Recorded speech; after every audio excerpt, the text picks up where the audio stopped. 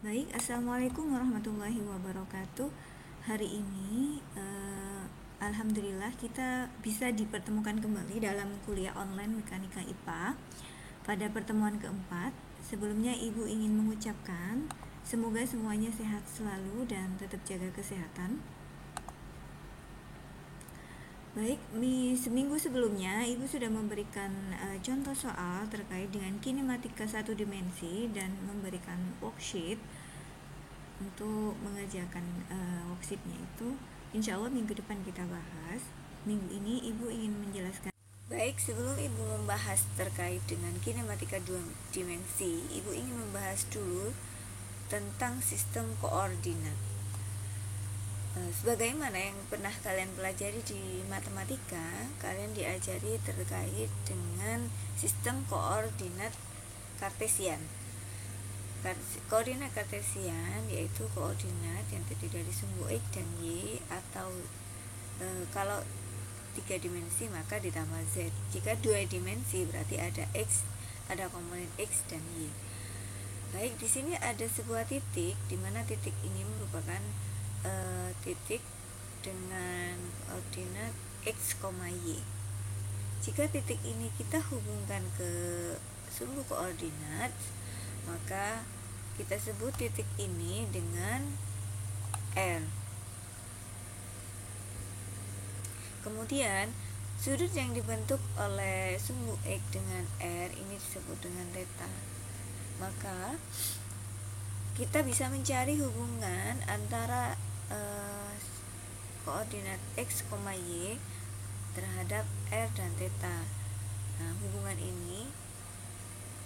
antara sistem koordinat kartesian dikonversikan menjadi sistem koordinat polar atau koordinat kutub. Koordinat kutub dengan dengan R, theta. Jadi jika kita titiknya ini kita teruskan, maka R ini sebenarnya merupakan jari-jari dari lingkaran. Contohnya jika kita buat seperti ini, maka jari-jari ini jari-jari yang pada sebuah lingkaran tertentu, sama dengan ini. Kalau titiknya di sini berarti lingkarannya begini. Jadi jika kita konversikan, maka kita rinci dulu. Kita lihat dari Pitagoras, kita tahu bahwa di sini jika kita tuliskan sumbu y-nya, maka sumbu y-nya di sini, x-nya ini, theta-nya ini, dan r-nya adalah ini. Sehingga bisa kita tuliskan, masih ingat kan ya, sin theta itu sama dengan y per r, atau biasanya kalau kalian ingat adalah depan per miring, berarti y depannya theta, y per r. Kemudian cos theta berarti yang dekat sini itu dekat per miring, jadi x per r. Sedangkan tangen theta itu sama dengan y per x. Dari sin theta dan cos theta maka bisa kita dapatkan nilainya x itu berarti adalah r kalikan cos theta, berarti x sama dengan r cos theta. Begitu pula dengan y kita dapatkan dari sini, y sama dengan R kalikan sin theta, berarti y sama dengan r kalikan sin theta. Sedangkan untuk mencari theta, maka kita bisa menggunakan tangen theta itu sama dengan y per x. Nah, untuk mencari tetanya, maka kita gunakan theta itu sama dengan arkes tangen y per x atau tangen min 1 y per x. Nah, jika menggunakan kalkulator maka biasanya berbeda-beda untuk mencari arkes tangen theta atau tangen theta min 1. Nah, untuk mencari R atau jari-jari maka kita gunakan X kuadrat. Baik, selanjutnya Ibu akan membahas sebuah contoh soal. Dalam contoh soal ini terdapat sebuah titik koordinat yaitu min 3,5 dan min 2,5 meter. Tentukanlah atau konversikanlah ke dalam koordinat polar atau kutub. Dari slide yang sebelumnya kita dapatkan bahwa untuk mencari R, jari-jari sama dengan akar X kuadrat plus Y kuadrat, maka kita masukkan ke persamaan R sama dengan akar X kuadrat plus Y kuadrat sama dengan akar min 3,5 meter kuadrat plus min 2,5 meter kuadrat sama dengan 4,3 meter. Kemudian untuk mencari tangen theta, maka kita dapatkan tangen theta sama dengan Y per X, dimana Y nya diketahui itu sama dengan min 2,5 dibagi min 3,5, maka kita dapatkan 0,715. Kemudian theta kita dapatkan dari arkes tangen 0,714. Kita hitung menggunakan kalkulator, maka dapatnya adalah 216 derajat. Jadi dari X ini sampai sini itu 216 derajat. Sehingga min 3,5 min 3,5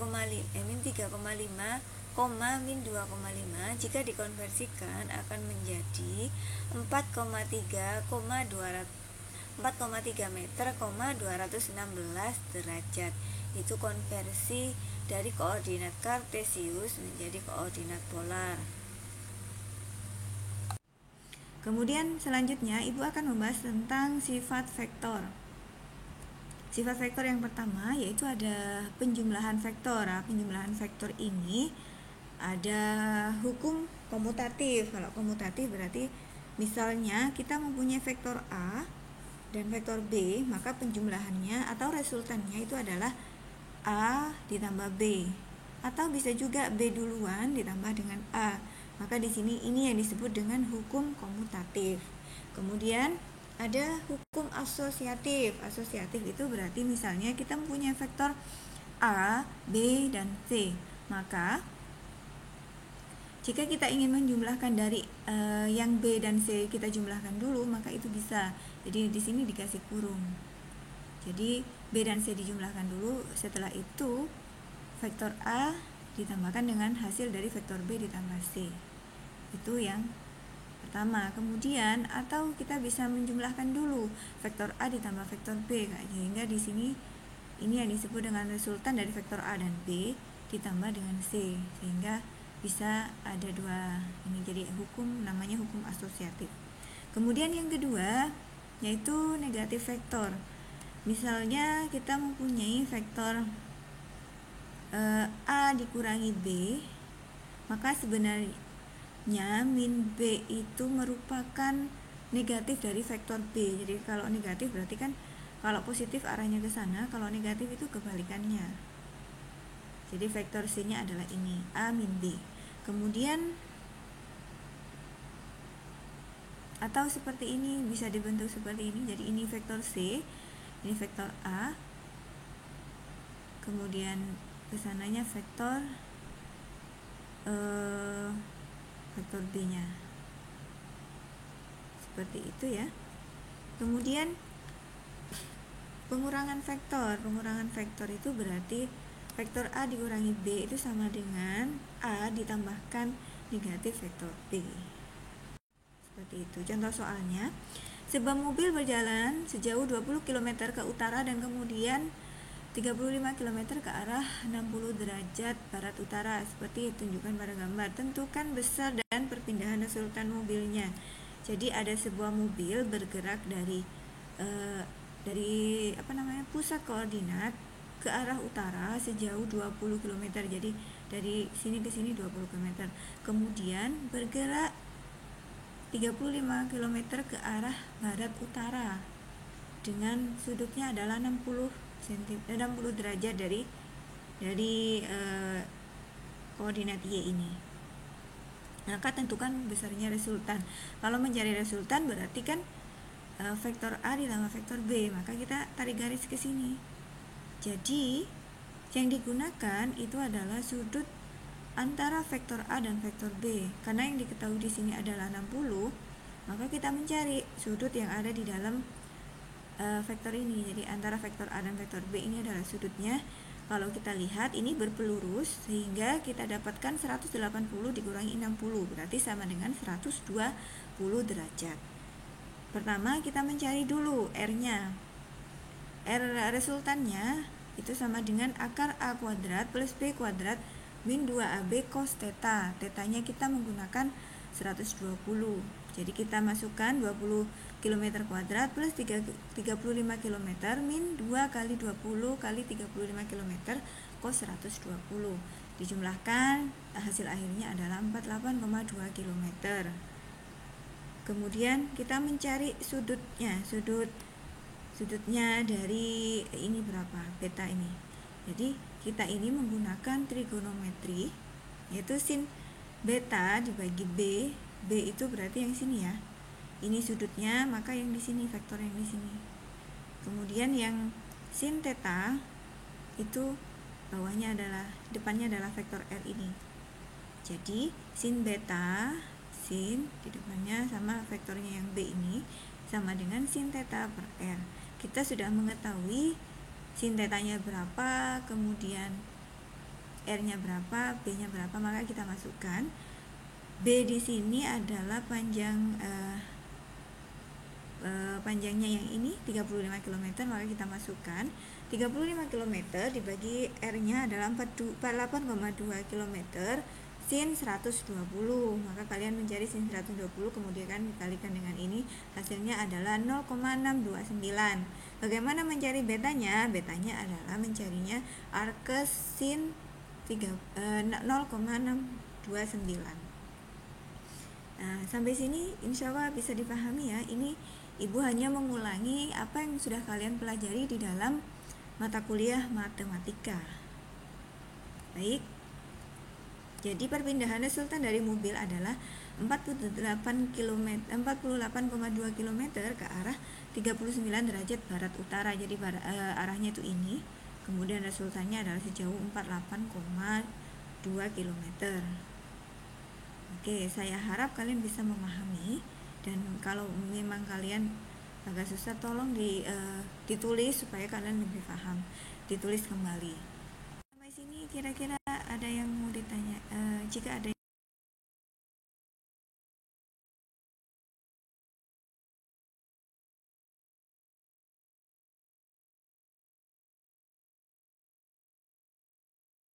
tidak dipahami, diulang kembali supaya kalian paham apa yang dimaksud.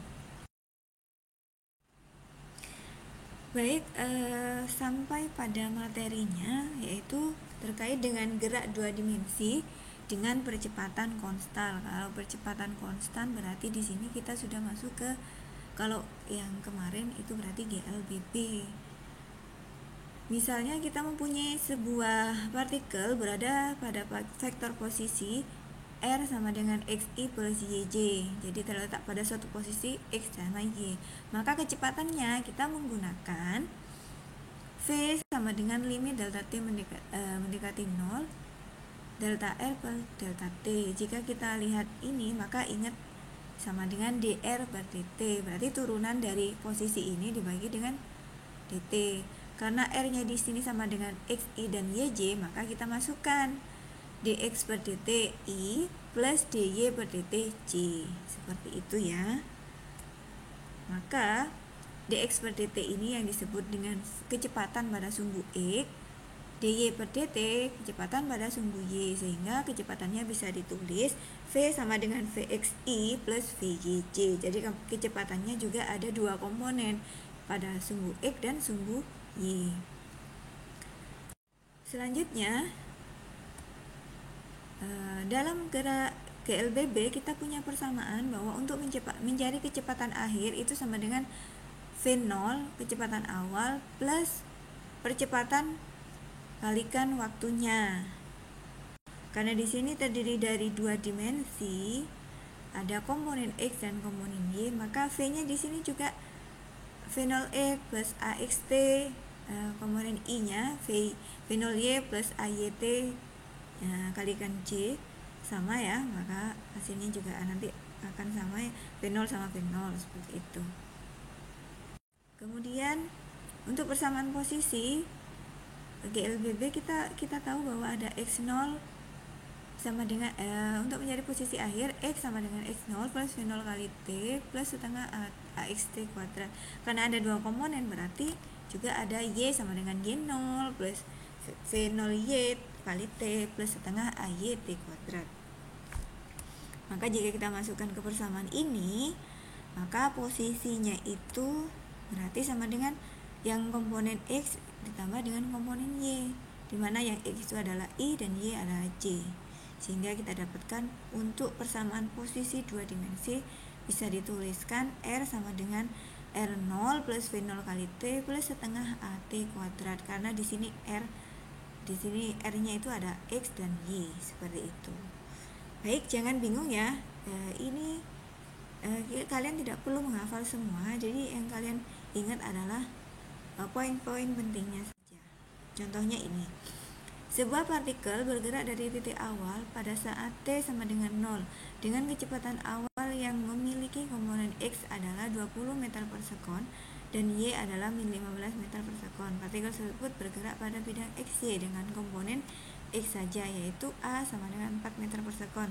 Tentukan A komponen-komponen vektor kecepatan dan total vektor kecepatan untuk T sembarang. Hitung kecepatan dan kelajuan partikel pada T sama dengan 5 sekon. Koordinat X dan Y pada partikel pada T sembarang dan vektor posisi pada T tersebut. Kira-kira dari soal ini bisa dipahami apa tidak? Jangan-jangan bingung duluan. Baik. Yang pertama, maka kita tuliskan yang diketahui di sini adalah pada saat T sama dengan 0, komponen X kecepatan awalnya berarti V0 X-nya itu sama dengan 20 meter per sekon. Misalnya kita tulis dulu V0 X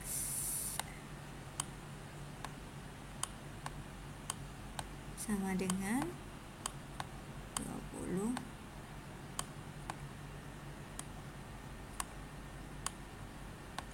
ingat ini 2 ya, meter per sekon.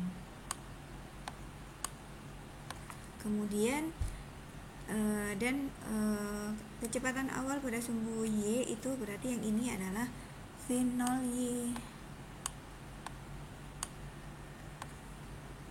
Kemudian di sini ada kalimat partikel tersebut bergerak pada bidang XY dengan komponen percepatan X saja, berarti yang ini adalah AX-nya. AX sama dengan 4 meter per sekon. Kemudian yang A, tentukan komponen vektor kecepatan dan total vektor kecepatan untuk T sembarang. Kalau kita lihat ini, maka kalian ingat pada GLBB karena di sini ada percepatan, sehingga yang A kita gunakan mencari Vx. Tadi ini Vx.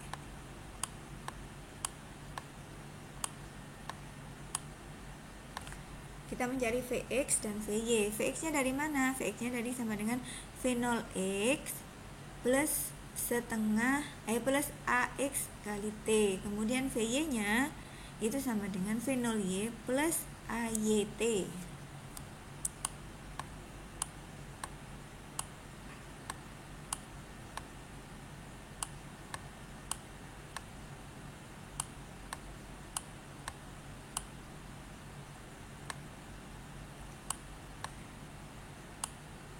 Kalikan T.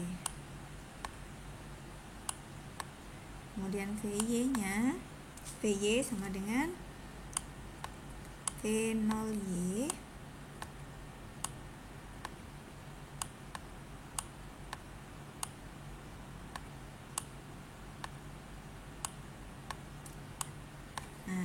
jika sudah kita punya persamaan ini, maka kalian bisa masukkan V0x-nya tadi ke sini, AX-nya juga sudah tahu, kemudian juga VY-nya sama, AY-nya kan 0, maka kita masukkan. Ketemulah komponen vektor Vx sama Vy. Kemudian yang ditanyakan di sini adalah vektor kecepatan. Kalau ditanyakan vektor kecepatan, berarti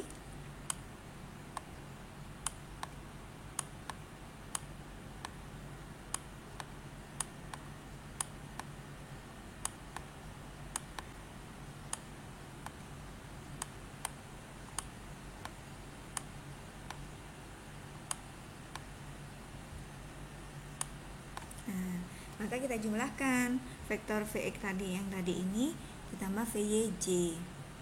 Oke, insya Allah sudah paham, nanti dicoba. Jika ada yang tidak paham bisa komen di komentar.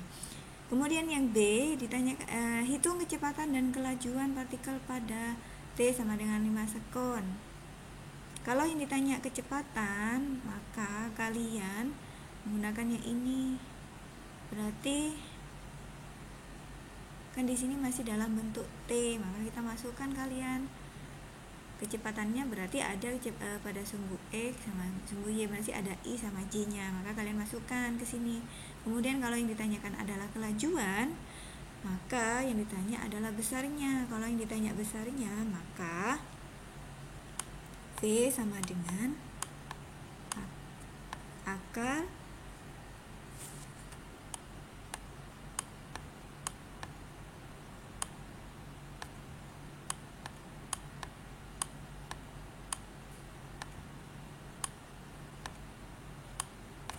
kalau yang ditanya kelajuan, maka kalian menggunakan ini, V sama dengan akar Vx kuadrat plus Vy kuadrat.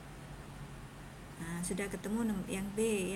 Yang C, koordinat X dan Y pada dari partikel pada T sembarang dan vektor posisinya.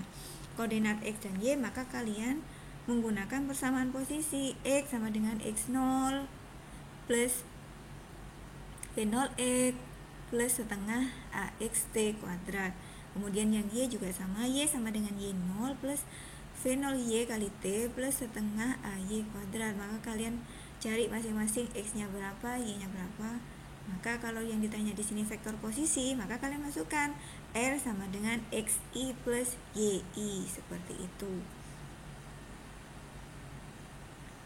Baik, selanjutnya Ibu ingin menjelaskan gerak parabola. Jadi pada gerak parabola, partikel itu perjalanannya dari titik A ini, kemudian posisinya di A sampai E di sini. Jadi ini ada 5 keadaan.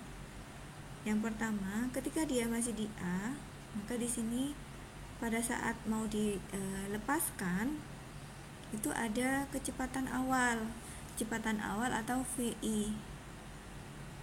Kecepatan awal sendiri mempunyai 2 komponen, yaitu Vxi sama Vyj. Kemudian ketika di B, maka di sini juga mempunyai 2 komponen, yaitu Vxi dan Vy.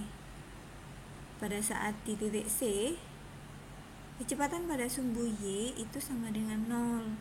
Yang ada hanya kecepatan pada sumbu X. Karena pada saat di sini itu berhenti sebentar, yang ada berarti pada sumbu X saja. Kemudian pada titik D itu ada Vxi sama Vy dengan tetanya di sini. Di sini ketika menyampai tanah maka ada Vxi sama Vyi. Ingat di sini ada keterangan gravitasinya ke arah bawah. Baik, bagaimana persamaan dari parabola yang di sini? Maka kita lihat yang ini di sini juga AX, percepatan pada sumbu X sama dengan 0. Sedangkan percepatan pada sumbu Y itu adalah menggunakan percepatan gravitasi. Karena pada gerak parabola hanya dipengaruhi oleh hanya ada percepatan gravitasi, sehingga kita punya persamaan dari gambar di atas, dari gambar parabola tadi. Maka kita punya V0x atau Vx0 itu sama dengan V0 kalikan cos theta. Kalau kalian bingung ini, maka kalian lihat tadi di depan jika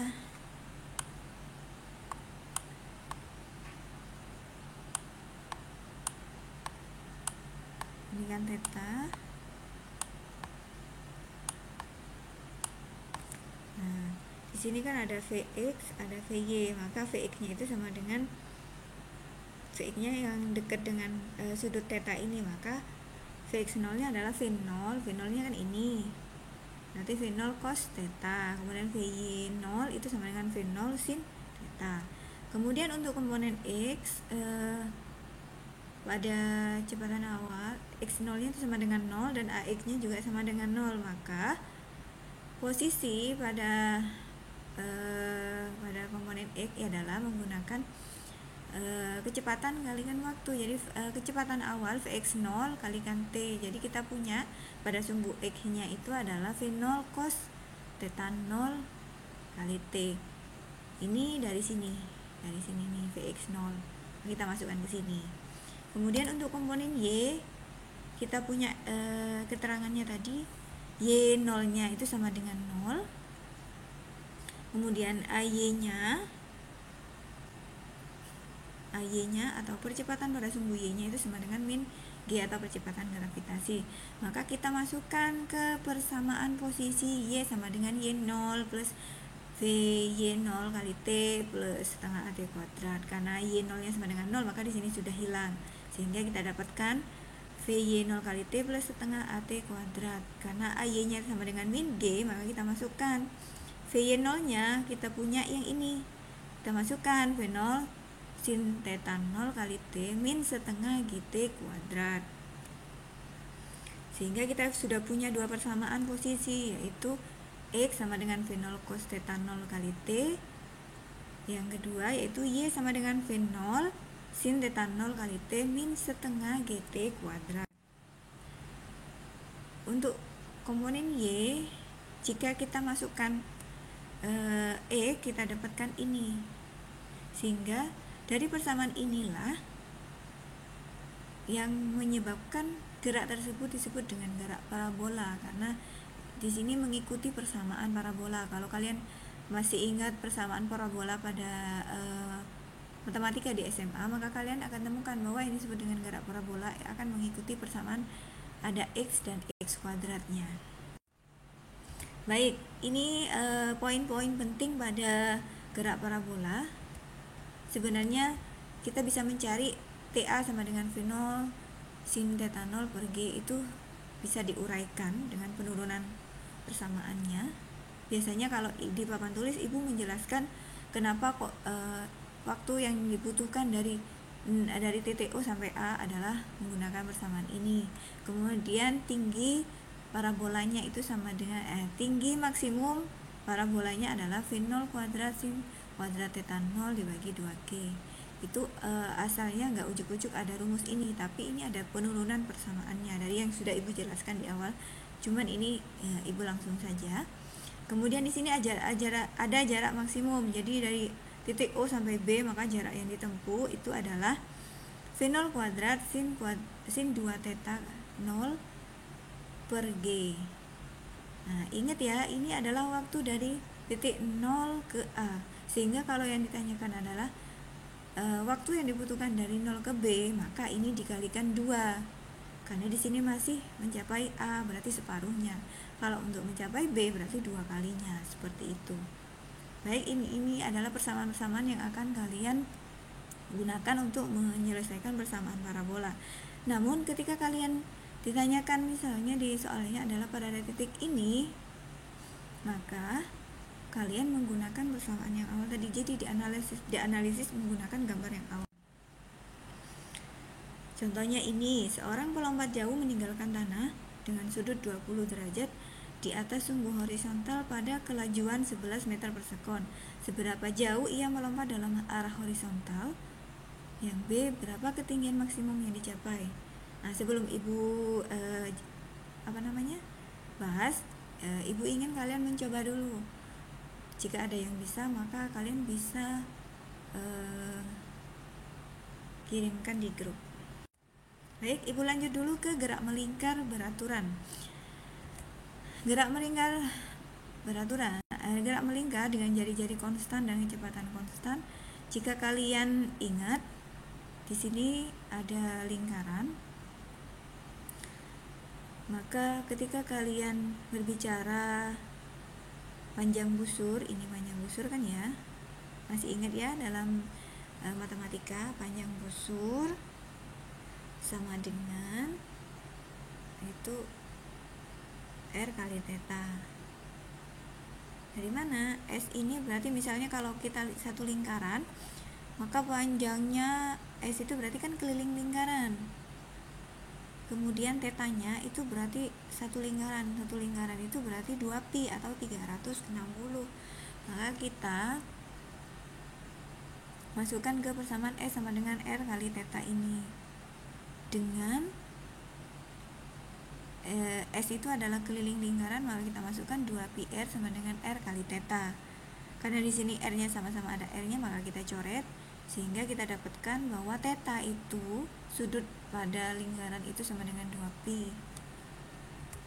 Kemudian jadi atau kalau kalian tahu besaran-besaran dalam gerak melingkar, satu putaran itu sama dengan 2π radian. Jadi kalau misalnya ditanya 2 radian berapa satu putaran, maka kalian mencarinya dengan persamaan ini dengan menggunakan perbandingan.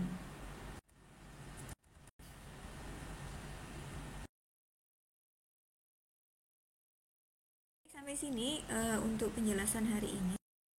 Minggu depan Ibu kasih contoh-contoh soalnya lagi. Semoga kalian bisa memahami apa yang Ibu jelaskan. Mohon maaf, insya Allah minggu depan kita bisa Zoom. Ibu akhiri. Assalamualaikum warahmatullahi wabarakatuh.